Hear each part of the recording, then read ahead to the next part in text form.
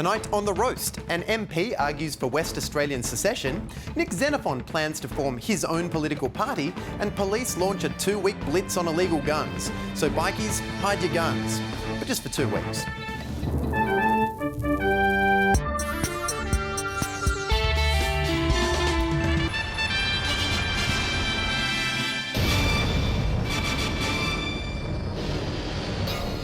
Retiring West Australian MP Norman Moore has used his final speech in Parliament to argue for Western Australia to secede entirely from the rest of the country. Why? Because some men just want to watch the world burn. The fact that Western Australia is being asked to send 70% of our royalties to the other states, to have a carbon tax and an MRRT on our industries which penalises them, is something which is causing West Australians a lot of grief. Oh yeah, you would bring that up again, wouldn't you? How many times are you going to make us apologise for the whole "we married you for your money" thing? But of course, if WA were to secede, it begs the obvious question... So what would you call it? Yeah, well, what would it be? Perth Plus? New Broome? Gina Reinistan?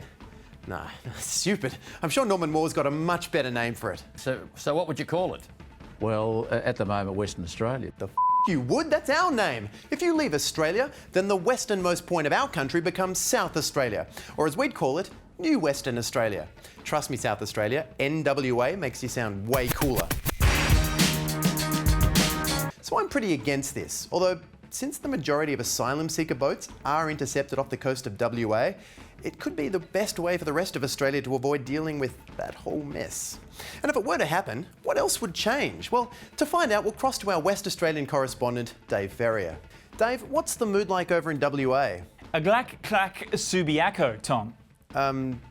What? Oh, of course, sorry. I'm developing a new West Australian language. Just one of the many tasks I'm undertaking in preparation for WA secession from Australia. Oh, okay, so you support it? Of course, why wouldn't I be? We've got plenty of money, plenty of space. We don't need you Easterners. And if and when it happens, there's an entire national identity we'll need to construct.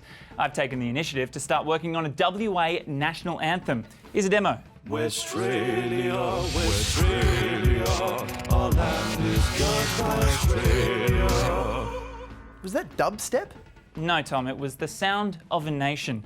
And do you want to see the look of a nation? Here's the national dress. Right, so if forced to choose between being Australian or Yeah, I'm running with Westwegian. Westwegian, okay, you've made your decision. I have. Sure, Australia has the rich history, but WA is just plain rich. We're thinking of just buying someone else's history. What do you think about Greece, Tom? We'd have democracy, philosophy, halloumi, and we can claim them all as our own. Greek salad? No. Westwegian salad. It'll be our national dish. Westwegian salad? Was that a Greek salad with iron ore in it? No, it's just a Greek salad, you racist. Oh, Dave, no, sorry. I didn't mean to offend you or the Westwegians. Tom, it's all good. It's all good. We don't actually care about any of this stuff. All this, it's all about cash money.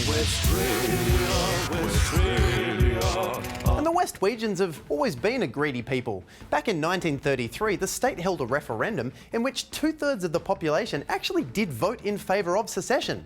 However, it was knocked back when, not surprisingly, it did not have the support of the Australian federal government. Because you will leave when we say you can leave. For more now on the historical context of WA's breakaway past, let's cross to Mark Humphreys. Mark, last time Canberra voted this idea down, what's their likely response if it comes up again? Invasion. Wait, invasion? Invade WA? WA provides 46% of Australia's exports. It has beautiful beaches, the Margaret River wineries, Eskimo Joe. It's vital for Australia's economic future. Okay, sure, but Mark, nothing's happened. You know, they're still Australia. This whole thing's just come out of Norman Moore's retirement speech. Tom, some people just want to watch the world burn. And that's why it's vital that we prepare now while they won't be expecting us. They're too busy writing anthems and renaming salads. Once we take Perth, Australia will fall. But Mark, no one wants a violent, bloody war. Well, it wouldn't be. They have no military, Tom. It would just be a horribly oppressive, unnecessary occupation. And with the transient mining community, we'd have plenty of people who could help us take them down from within. You'd use miners as soldiers? No one digs trenches like a miner. Yeah, I've got to be honest, Mark, this just sounds horrible. Horrible, but unnecessary. Well, next up tonight, Independent Senator Nick Xenophon has applied to form his own political party, the Nick Xenophon Group. But unlike those guys who love putting their names on everything, Mr. Xenophon says he's doing it reluctantly. Finally, a candidate who represents the Australian attitude to voting. Now, Mr. Xenophon's reluctance stems from the complexity of the Australian electoral process, since his supporters would otherwise have to individually number every single box below the line on one of those massive ballot papers. For instance, if we look at this ballot paper, if we just, sorry, just 1 second. That's got him. And then I think this page goes into the other. Nah, screw it. You get the idea. Now, if we just. Oh, no. Look what I did.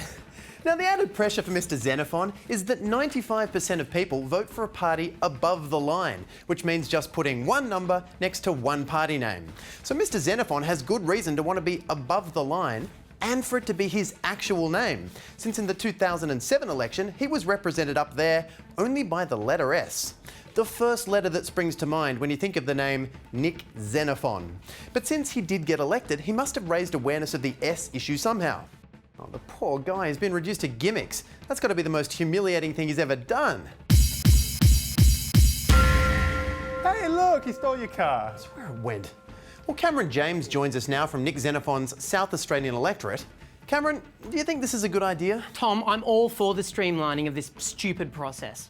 You know, last election I voted for Superman and he didn't even get elected. Instead we get lumped with Xenophon. I mean, what's his policy on Zod? Zod? What the hell are you talking about? I don't know, it's too confusing. Labor are more liberal than the Liberal Party. I just want the name of the person to be the name of the party. You know, give me the Xenophon Party and the Abbott Party and the Gillard Party. At least that way I know I'm not accidentally voting for the guy with the cash cow or the human ballot or the guy who stole your car. And finally tonight, police have announced a nationwide crackdown on illegal firearms in a 2-week blitz called Operation Unification. The operation relies on financially rewarded tip-offs from the public who have, for some reason, previously been apprehensive about getting on the wrong side of someone with an illegal gun. Geez, I hope someone doesn't dob me in for these guns. Now, obviously, with money thrown into the mix, any enterprising person could just dob in an entire bikie gang right now. Though, without their guns, that could lead to a longer, protracted gang war.